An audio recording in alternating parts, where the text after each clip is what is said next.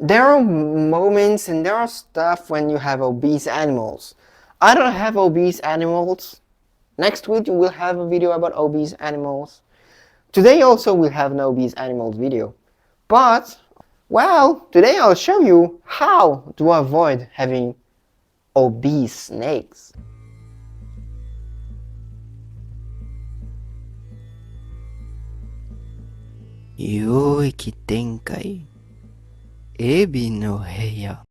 So, an obvious thing when you have your snakes and avoiding to have them obese, the first thing is, of course, enclosure. This is a visual thing, okay? This is a visual thing that you can have with your snake. You see them exercising, which is, as us going to the gym, you burn calories doing that. So this is not on the same level as us because they are not doing the same thing as us and the same way as us, but the idea, the concept of it is the same. This is the first thing I do for avoiding to have obese snakes, is always I have snakes, things that the snakes can move on, they have to climb on, they have to grab on and stuff. For example here, carpets, she has that thick branch, she can go all the way there. Here he has his branch, like though he's going like this. Sometimes he's doing the green tree python stuff. And when he's up there, you know, there is a horizontal branch, like part of the branch here. He is doing a green tree python stuff. So he uses all his muscles for doing that and staying like this. So this is also something really important for them, is make them exercise. This will also help your snake having better muscle tone, but it will also help them to not getting obese. Another thing and that's maybe the first thing you think when it's not having an obese snake, is feeding schedule and what do you feed for them. So I'll show you in my fridge what do I feed to who, and you will understand really well why I don't have any obese snakes. So, but first I will explain to you a little bit of theory before showing anything. So for example here, Aoda, you don't see her really well, but she's over there. She's a 1.495 kilogram snake, ball python. When you see her, you don't think she's like this. You think she's more like a 900-gram animal stuff. When you're habituated to have all these big fat, not big fat, but big ball pythons, right? She has a pure muscle tone, not a gram of fatness and everything. This is not something I did for her, she did it on herself. Garaga is a little fatter, and they are also fatter than her. I got her when she was 300 grams, so then she wasn't in my care for 8 months, because I got her when she was 8 months. I got them when they were a month, maybe a bit more than a month, between a month and 2 months. So I feed them a little bit more like I would feed baby ball pythons, my baby ball pythons. And what's the rule with ball pythons? What's my rule, at least, for ball pythons?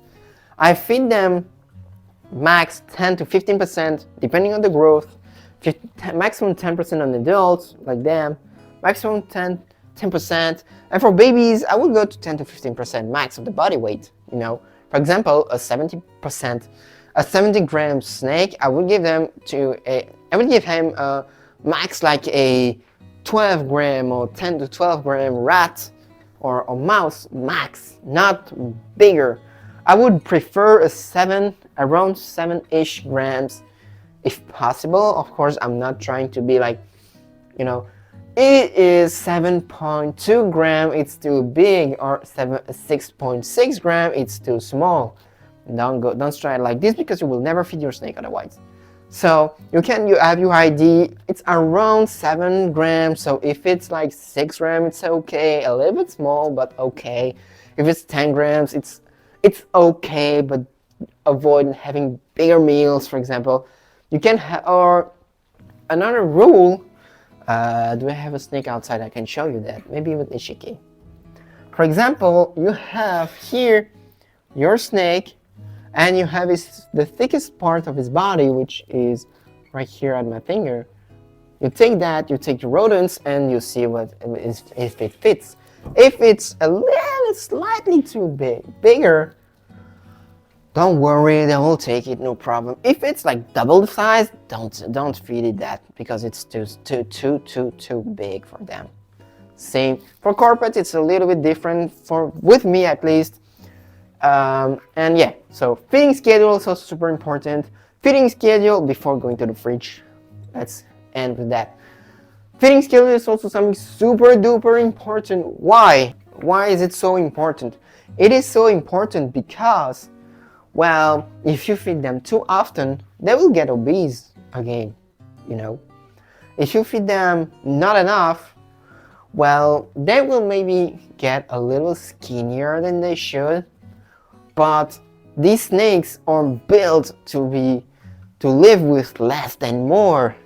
So they will be better a little bit skinny than what they should, than a little bit fatter than they should, you know. It's better for the health. Of course, get your snake to a decent weight, not too small, not too big, of course, but you know, that's pretty it. For carpet pythons, my feeding schedule is 8 to 10 days for him and 10 to 14 days in the winter for her.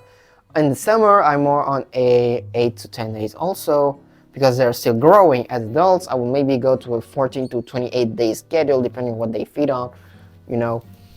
And yeah, so this is very much it about schedule.